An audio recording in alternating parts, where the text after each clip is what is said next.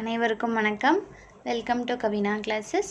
நம்ம இந்த வீடியோவில் எதை பற்றி பார்க்க போகிறோம்னு பார்த்தீங்கன்னா, டிஎன்பிஎஸ்சி எக்ஸாமினேஷனில் லேட்டஸ்ட்டாக கேட்ட ப்ரீவியஸ் இயர் கொஷினை எப்படி ஈஸியாக சால்வ் பண்ணுறது அப்படிங்கிறதான் பார்க்க போகிறோம். வாங்க கொஷின் பார்க்கலாம். என்ன கொடுத்துருக்காங்க அப்படின்னு பாருங்கள்.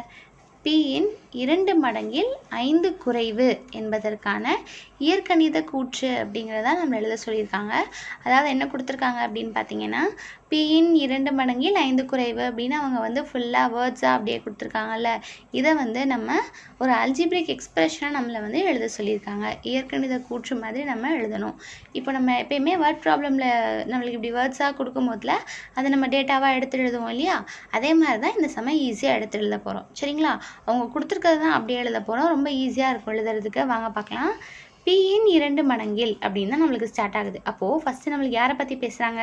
பியை பற்றி தான் பேச போகிறாங்க. ஸோ நம்ம ஃபஸ்ட்டு பி எழுதிக்கலாம். சரிங்களா? அடுத்து என்ன கொடுத்துருக்காங்க?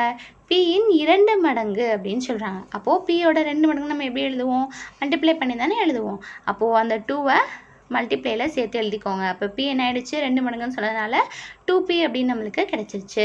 அடுத்து என்ன கொடுத்துருக்காங்கன்னு பாருங்கள். பியின் 2 மடங்கில் இதுவரை நம்ம முடிச்சிட்டோம். அடுத்து என்ன சொல்கிறாங்க? 5 குறைவு அப்படிங்கிறாங்க. நம்ம குறைவுன்னு வந்தால் நம்ம என்ன பண்ணுவோம்? எப்பயுமே மைனஸ் தானே பண்ணுவோம். அப்போ 5 குறைவு அப்படிங்கிறதுனால 2 மடங்கு பியிலேருந்து நம்ம 5 மைனஸ் பண்ணிக்கிறோம். இப்போ நம்ம எழுதியிருக்கிறதுக்கும் கொடுத்துருக்கிறதுக்கும் சரியாக வருதான்னு பாருங்கள். பியின் 2 மடங்குன்றாங்க. 2p அப்படிங்கிறது பியோட 2 மடங்கு கரெக்டாக இருக்குது. அடுத்தது 5 குறைவுன்னு சொல்கிறாங்க. -5 போட்டிருக்கோம். அப்போ 5 குறைவு அப்படிங்கிறதும் சரியாக இருக்குது. அப்போ அவங்க வேர்ட்ஸாக கொடுத்துருக்க ஸ்டேட்மெண்ட்டும் நம்ம எழுதியிருக்கிறதும் நம்மளுக்கு என்ன ஆகுது? அப்படியே ஒன்று போல் சிமிலராக ஒத்து போகுது. அப்போ நம்ம எழுதியிருக்க எக்ஸ்பிரஷன் கரெக்டு. ஓகேவா?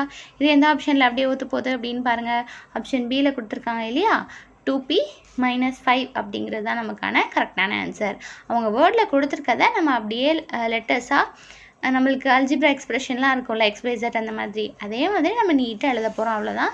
ரொம்ப ஈஸியான சம். இதே மாதிரியே சம் வருது அப்படிங்கும் போதில் இதே ப்ரொசீஜரை ஃபாலோ பண்ணி நீங்கள் போட்டுடலாம். ஈஸியாக இருக்கும். இதே மாதிரி ரெகுலராக ப்ராக்டிஸ் பண்ணி நம்மளோட சேனலை சப்ஸ்கிரைப் பண்ணிக்கோங்க. வீடியோ பிடிச்சிருந்தது அப்படின்னா வீடியோக்கு ஒரு லைக் கொடுங்க. உங்கள் ஃப்ரெண்ட்ஸ்க்கும் ஷேர் பண்ணுங்கள். ஆல்ரெடி நம்ம ப்ளேலிஸ்ட்டில் நிறைய சம் சால்வ் பண்ணியிருக்கோம். அதையுமே செக் பண்ணி பாருங்கள். அடுத்த வீடியோவில் அடுத்த சம்மோட பார்க்கலாம். தேங்க்யூ.